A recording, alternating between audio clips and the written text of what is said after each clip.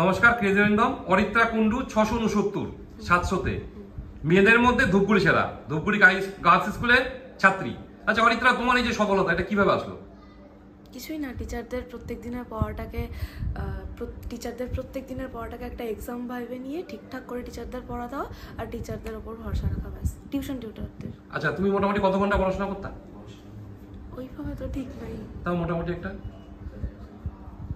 6-7 ঘন্টা।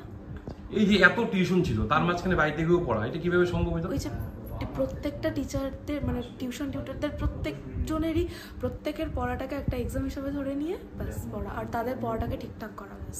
তোমার কি স্বপ্ন? 11-12-এ সায়েন্স নিয়েছি, এখন 11-12টা ফোকাস করি, তারপরে কি মানে 11-12-এ তুমি মোটামুটি ফোকাসে আছো, ভালো রেজাল্ট করা, এখন তারপরে তুমি চিন্তা ভাবনা, তাও কোন দিকে যাওয়ার ইচ্ছা? দেখি, এখনো তো সব লাইন সম্পর্কে মানে তুমি জাস্ট আপাতত তুমি 11-12-এ আসো, তারপরে তুমি পরবর্তীতে ভাববা রেজাল্টের উপর সবকিছু ভাববা। আচ্ছা, যারা আগামী বছর যারা পরীক্ষা দিবে তাদের ক্ষেত্রে তোমার কি পরামর্শ? ওই যে তাদের টিচারদের উপর ভরসা রাখতে হবে আর ভালো করে পড়তে হবে। নিজের প্রতি যে বিশ্বাস যে আমি পারবো, আমার মধ্যে একটা 669 গুড মার্কস, যে এটা তুমি জানতে পাবা, মানে এই যে একটা টিচাররা মোটিভেট করতো, আমার প্যারেন্টসরা। টিচাররা মোটিভেট, তুমি নিজে কিভাবে মোটিভেট হতো সেটা বলো। ওই প্যারেন্টসরা সবসময় বলতো, তারপর প্রত্যেকজন টিচার আমার যারা টিউশন টিউটার তারা সবাই।